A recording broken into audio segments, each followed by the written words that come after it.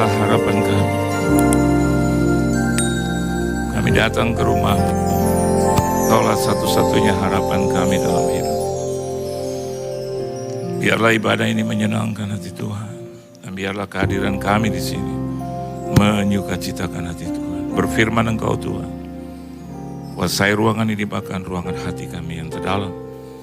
Tegur, hibur, nasihati dan berkati kami. Supaya ketika kami keluar dari rumah-Mu ini, kami boleh berjalan dengan kepala tegak. Layaknya seorang pemenang di hadapan Tuhan. Di dalam nama Tuhan Yesus Kristus, kami sambut firman-Mu. Haleluya. Amin. Beri tepuk tangan dulu yang meriah buat Tuhan.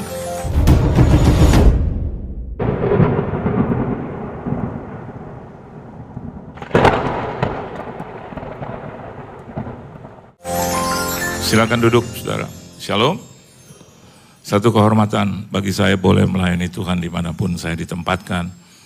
Hari ini saya ada di sini. Terima kasih buat Tuhan Yesus Kristus yang mengundang saya. Tuan rumah di sini, gembala, suami istri, keluarga yang saya cintai, dan sahabat bagi keluarga saya puluhan tahun. Bapak ini melayani gembala saudara di persekutuan doa saya 30 tahun yang lalu. Dan hari ini kalau masih melayani dan diberkati luar biasa di gereja yang indah ini, saya yakin dan percaya itu karena anugerah Tuhan. Anda boleh bertepuk tangan untuk gembala saudara. Dan juga untuk seluruh koordinator pelayan Tuhan dan jemaat Tuhan yang dikasih oleh Tuhan. Saudara bersuka cita? Amin. Saya mendapatkan satu tema untuk hari ini, minggu ini, yaitu the step, ya. Not to step, but the step, ya. Juga bukan the steps, pakai S, but the step. Itu bicara tentang noun, itu bicara tentang langkah, sudah. Itu bicara tentang tindakan. Mari, hari ini kita bisa melihat di dalam Injil Matius, ya. Matius pasalnya yang ke-9. Ayatnya yang ke-20 sampai dengan ayat yang ke-22 saja, mengingat waktu. Kita akan baca bersama-sama, saudara. Matius pasal yang ke-9, ayat 20 sampai dengan ayat yang ke-22. Kalau saudara sudah mendapatkannya, boleh baca bersama-sama saya. 1, 2, dan 3. Pada waktu itu seorang perempuan yang sudah 12 tahun lamanya menderita pendarahan, maju mendekati Yesus dari belakang dan menjamah jumbai jubahnya. Karena katanya dalam hatinya, asal kujamah saja jubahnya, aku akan sembuh. Tetapi Yesus berpaling dan memandang dia serta berkata, teguhkanlah hatimu, hai anakku, imanmu telah menyelamatkan engkau. Maka sejak saat itu, sembuhlah perempuan itu. Anda lihat kata di ayat yang ke-20, Alkitab katakan, came behind him. Jadi maju mendekati Yesus dari belakang. Kita diselamatkan karena anugerah Tuhan. Kita selamat karena kasih karunia Tuhan. Dan itu bagian Tuhan yang sakral, yang saya dan Anda tidak bisa sentuh itu. Dia yang mengerjakannya, inisiatifnya Tuhan, bukan kita. Anda dan saya diselamatkan, itu bukan jauh sebelum saya dan Anda dilahirkan. Dia sudah menyelamatkan kita. Jadi saya setuju banget dengan tema pada hari ini, the step. Anda lihat, ketika Yesus menyelamatkan, ketika Yesus memberikan anugerah kepada perempuan ini, tapi jujur, in fact, dia ada dalam kesakitan. Sama dengan saya dan Anda hari ini. Dia ada di dalam satu penderitaan. Bahkan Alkitab katakan 12 tahun itu. Alkitab juga mengatakan bahwa hartanya habis dalam kitab yang lain, Injil yang lain. Dan kita melihat juga at the time, pada saat itu, dia sakit. Mungkin sama dengan kita hari ini. Kita sakit. Walaupun kita tahu bahwa Tuhan telah menyelamatkan. Tuhan telah menyembuhkan, memberikan kasih karunia, anugerah. Tapi hari ini kita lihat, kita akan menghadapi segala bentuk hal-hal yang mungkin yang membuat kita sakit. Saya tidak tahu apakah sakit apa yang Anda derita, tapi pasti salah satunya adalah sakit kantong. Saya lihat wajah-wajah yang juga punya penyakit kantong gitu. Ya. Dan itu juga sakit. Apakah Anda pikir saya juga tidak memiliki penyakit itu? Ada. Tapi kita lihat hari ini bahwa langkah, tindakan dari wanita ini, itu yang luar biasa. Mendapatkan apresiasi dari Tuhan. Coba Anda lihat di ayat yang ke-22. Tetapi Yesus berpaling dan memandang dia serta berkata, teguhkanlah hatimu hai anakku. Dan Alkitab bilang begini, your faith, amin, imanmu yang telah menyelamatkan engkau. Amin. Dalam banyak hal kita tahu bahwa Yesus yang menyelamatkan. Tapi something weird ketika Alkitab bilang your faith, imanmu yang telah menyelamatkan engkau. Jadi benar, ada bagian saya dan Anda yang harus kita kerjakan. Oleh sebab itu gereja di sini bilang the step, langkah itu. Amin. Langkah itu. Bukan berarti kalau kita sudah selamat kita diam di rumah. Ya biarin nanti Tuhan yang kasih makan. Kita tidak harus bekerja. Alkitab bilang gak kerja gak makan. Bukan berarti kita juga harus tidur-tidur di rumah. Ya semua berdasarkan kasih karunia anugerah Tuhan. No. Justru orang yang sudah menerima keselamatan, maka tindakan-tindakan atau langkah-langkahnya sesuai dengan apa yang Tuhan anugerahkan kepada dia. Saya dan Anda harus appreciate apa yang Tuhan sudah kerjakan dalam hidup kita. Nah, kita lihat bahwa ternyata tindakan yang dia lakukan adalah membuat Yesus berpaling. Turn him around. Membuat Yesus berpaling. Karena Alkitab bilang, dia mendekati Yesus dari belakang. Berarti posisinya Yesus di depan dan bukan menghadap dia. Dan ini harus menjadi pekerjaan rumah bagi saya khususnya. Dan juga Anda sebagai jemaat Tuhan. Saya dan Anda dengan iman kita harus membuat Yesus berpaling. Dan memberikan kita pertolongan pada kesempatan yang pertama. Halo? Amin. Iya, pada kesempatan yang pertama. Karena kita jujur, kita harus akui ada miliaran orang di muka bumi. Mereka juga berdoa. Berdoa untuk kepentingan mereka. Saya dan Anda juga berdoa dengan iman untuk kepentingan kita juga. Tetapi perhatikan dengan baik, di tengah persaingan itu, saya dan Anda harus mampu menjadi orang-orang yang di depan. Dengan tindakan kita, kita menjadi orang-orang yang di depan, in front. Supaya apa saudara? Apa yang kita tanya kepada Tuhan, apa yang kita doakan kepada Tuhan, kiranya itu menjadi satu perhatian buat Yesus berpaling. Bukan berarti bahwa Yesus tidak mengerti dan Yesus tidak tahu kita, dia tahu. Tapi kita juga harus mempunyai satu tindakan, step-step yang membuat Yesus berpaling. Dan bukan hanya itu Alkitab katakan, tapi Alkitab juga berkata memandang dia. Saya tahu bahwa pandangan Yesus itu pasti penuh dengan belas kasihan. Saya tahu juga bahwa Anda juga tahu bahwa dia punya hati yang penuh dengan belas kasihan. Tetapi ketika saya dan Anda dengan iman kita membuat dia berputar, maka pandangannya juga kepada kita itu adalah pandangan yang penuh dengan belas kasihan. Sebelum masalah itu datang kepada kita, dia yang merasakannya terlebih dahulu. And dia mau memperlihatkan kepada wanita ini bahwa sesungguhnya aku punya perhatian buat engkau. Amin, saudara. Dia memiliki kesopanan, tata krama yang indah, yang baik, yang perlu saya dan Anda juga ikuti. Dia memutar badannya untuk memperlihatkan perhatiannya kepada wanita ini. Dan Alkitab katakan bukan hanya sampai di situ.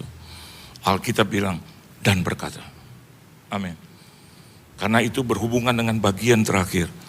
Maka sejak saat itu, at that hours, Saya percaya dengan mujizat yang seketika. Amin, saudara.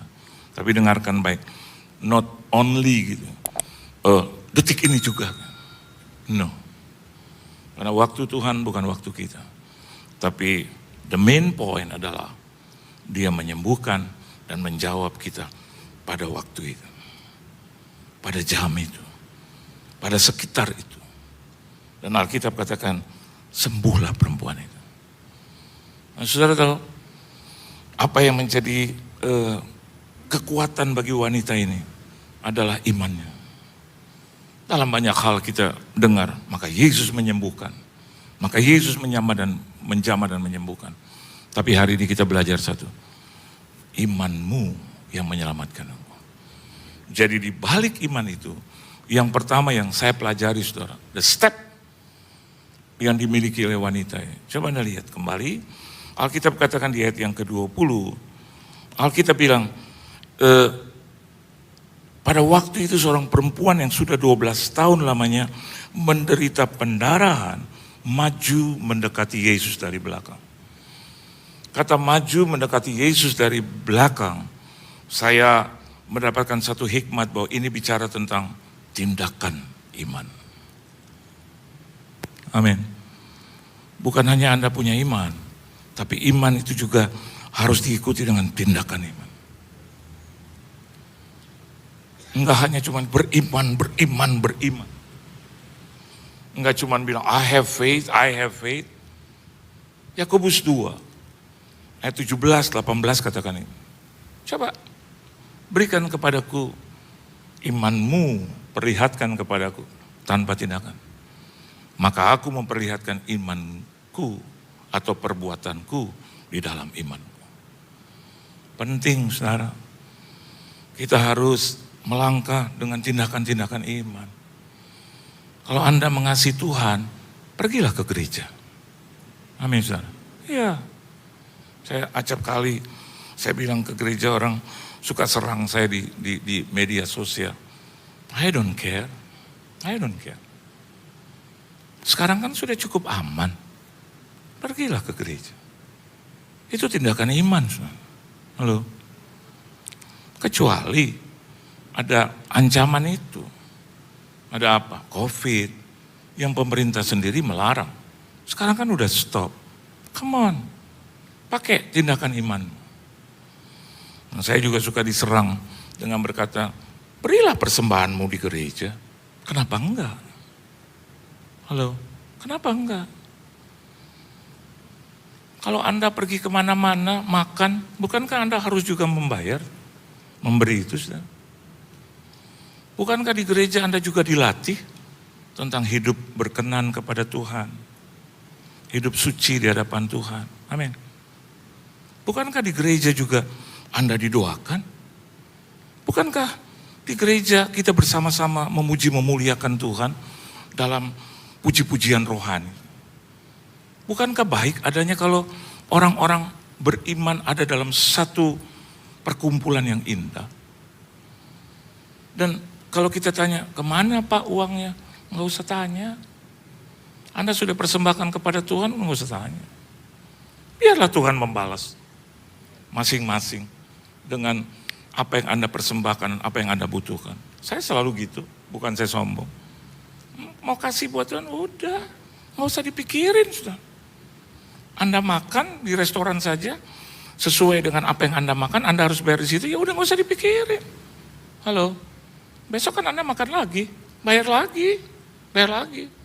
Di sini bukan berarti bahwa Anda ke gereja harus bayar, enggak, free. Halo, free. Siapapun boleh datang ke gereja. Cuman kalau ada firman gitu dibagikan, jangan tersinggung. Hamba-hamba Tuhan menyampaikan kebenaran firman Tuhan, udah. Kalau Anda nggak mau memberi, Anda boleh tanya kepada gembalamu, dia juga nggak akan paksa. Ya, tapi kalau Anda lihat bagaimana gereja ini dibangun, saya tahu persis. Saya pelayanan lama di sini. Tadi saya mau bilang kepada Pak Hengki, cuman Pak Hengki lagi penyembahan, lagi nyanyi gembira. Nanti kalau saya tanya kepotong, sukacitanya hilang, nanti Tuhan salahkan saya. Tuhan bilang orang dia lagi nyanyi. Saya mau bilang apa? Ini yang saya mau bilang Pak Hengki. Karpetnya indah, bagus. Betul nggak? Itu dibayarnya pakai apa saudara? Sorry to say, bahasa roh apa? No. Money. Betul nggak? Iya, jangan kalau kita ngomong begitu langsung tersinggung, muka nggak enak, muka kayak benci gitu, marah sama siapa? Sama siapa? Nggak memperkaya diri. Ini banyak. Dari mana uangnya? Dari Anda lah semua. Dari jemaat Tuhan. Dan saya mau katakan buat Anda, begitu Anda memberkati, pasti diberkati. Alkitab jamin itu, give and you will be given. Beri maka engkau akan diberi. Bukan pendetanya yang ngomong, Tuhan yang ngomong. Hanya dia menyampaikan. Udah. Tindakan iman begitu. Bukan hanya haleluya, haleluya, dalam nama Yesus, dalam nama Yesus, dalam nama Yesus. Ada hal-hal bagian kita yang harus kita kerjakan. Amin. Hidup kudus bagian kita, saudara. Terus doa bagian kita. Beriman bagian kita. Menyembuhkan, menolong bagian Tuhan. Kalau sama-sama begitu, hidup sesusah apapun tetap indah. Tetap indah. Pak Hengki full timer, saya juga full timer. Apa? Dari mana kita hidup? Saya diperbandingkan dengan Sri Paus, jauh sudah. Kemarin kalau Anda baca saya punya, saya dibandingkan kenapa sih pendeta-pendeta Kristen Protestan nggak seperti Sri Paus? Saya mau bilang jauh. Dia pemimpin miliaran orang, saya siapa? Jauh. Dia nggak menikah, saya menikah, jauh. Dia buka mata gitu saudara, udah ada pelayan-pelayan, kasih dia obat, kasih dia makanan. Begitu bangun langsung masalah. Begitu saya bangun, siapa? Istri saya depan mata saya. Ini bayar itu. Dia punya satu kerajaan Vatikan saudara. Gitu loh. Melayani Tuhan hanya belas kasihan Tuhan. Saya punya istri, saya punya 2 anak, jauh dia suci, dia pemimpin yang luar biasa, saya harus akuin. Nggak ada apa-apanya sama dia, siapa sih saya? Bener. Dia bilang pakai jam tangan sederhana 100.000, iyalah. Siapa sih nggak kenal dia nggak pakai jam tangan juga nggak apa-apa. Terus orang bilang jam tangan Pak Pendeta, belinya 20 tahun yang lalu. Dari seorang teman bisa dicicil kapanpun boleh bayar. Dan dia bilang ini akan menjadi investasi Pak. Mana saya tahu itu. Dan namanya jam tangan, kecuali jam dinding ya pakailah. Jam dinding saya taruh di sini baru heran. Terus kalau 20 tahun kemudian tiba-tiba harganya naik, itu sama juga seperti tanah, rumah, investasi, deposito. Hari ini saya nggak punya deposito, 1 sen pun saya nggak punya. Jadi kalau saya dibandingkan dengan Paus, jauh. Dia umur 90, 91, saya baru umur 60-an saudara, jauh. Saya masih kegiatan, dia tidak menikah, saya masih, maafkan saya, seksual, dia udah gak pikirin itu. Kita masih tahu sendiri. Dia datang gitu, naik kendaraan saudara. Saya kendaraan harus isi bensinnya. Dia gak usah perlu pikir itu. Udah diisi, udah, betul nggak? Saya kalau naik pesawat hitung-hitung, istri, anak 2, mahal, nggak jadi. Cuman saya sendirian. Kalaupun ada dari duit pribadi, karena gereja yang mengundang saya itu hanya 1 yang tanggung. Kalau saya undang istri saya dan 2 anak saya harus tanggung. Paus kan jauh sudah, dia tinggal naik pesawat, duduk manis di situ. Saya pulang pergi itu saya tanggung. Dia naik kendaraan, betul yang sederhana, betul. Dia di dalam itu semua bodyguardnya lari-lari. Saya terbalik, saya nggak ada lari-lari, sudah saya yang lari-lari. Untuk kejar pesawat, untuk berlari juga mendapatkan rejeki. Sudah. Saya nggak cuma bilang dalam nama Yesus terberkatilah semua. Listrik, air, telepon, makan tiap hari. Saya masih pikirkan itu. Jadi saya bilang jauh. Saya bukan siapa-siapa gitu. Oleh sebab itu saya bilang, kita cuma punya iman. Dan iman disertai dengan tindakan. Belajarlah untuk selalu dengan tindakan iman, kita bisa berharga di mata Tuhan. Yang kedua, ternyata wanita ini punya ini, saudara. Coba Anda lihat di ayat yang ke-20, coba baca sama-sama. Coba. 1, 2, dan 3. Pada waktu itu seorang perempuan yang sudah 12 tahun lamanya menderita pendarahan. Amin, saudara. Yang kedua, tindakan iman itu bicara tentang selama hidup ini masih mempunyai tantangan iman. Setuju gak? Sebagai orang Kristen tiap-tiap hari kita ditantang dan tertantang. Halo? Istri dan suami aja itu tantangan. Kadang-kadang istri gak setuju dengan kita. Anda pikir bahwa dia adalah istri yang paling sempurna? Enggak. Bahkan orang lain yang pukulin istri, pendeta, gembala, saya yang disalahin. Dia bilang, ini nih Pak Pendeta yang pukulin istri KDRT. Ampun. Saya menyatakan tentang kesaksian bagaimana papa saya dulu hidup, pernah pukul ibu saya. Akhirnya itu orang cuma sekilas aja, itu pendeta, terus langsung muka saya di situ. Tuhan Yesus. Saya punya hak jawab, tapi udahlah. Asal kita hidup benar aja, udahlah. Papa, kan ada Tuhan yang hidup. Kalau saya salah, saya orang pertama yang akan dihukum oleh Tuhan. Apalagi pukul ini. Aduh, yang pertama, I love her so much. Yang kedua, mana berani saya pukul dia. Dia lebih galak dari saya. Boleh tanya. Ini ponakannya, betul gak? Aduh, berani. Kakaknya mantan panglima, jenderal, bintang 2. Mana berani sih? Saya kalau bilang, diam kamu, dia jawab, apa? Tuh. Kalau Anda tanya, pernah gak pukul? Hampir. Dulu, belum jadi hamba Tuhan. Terus dia tanya, pukul? Enggak, gue cuma angkat tangan. Boleh tanya ini, pernah pukul? Saya pernah pukul. Jangan pukul Pak, colek gitu aja gak pernah. Walaupun memang ada keinginan untuk itu. Karena gemes kan kita, gemes gitu. Lihat istri, gitu. Terus dia bilang, apa? Apa? Pukul? Gue cuma gemes aja sama lo. That's it, gak lebih, gak kurang. Seumur hidup saya cuma pukul 1 kali. Bukan dia, SMA. Saya lagi duduk dengan sahabat-sahabat saya, turun minum, sebelah saya ada wanita sahabat kita, tiba-tiba lewat senior kita kelas 2, dia kelas 3. Lewat di hadapan kita, terus maaf dia colek bagian terlarang.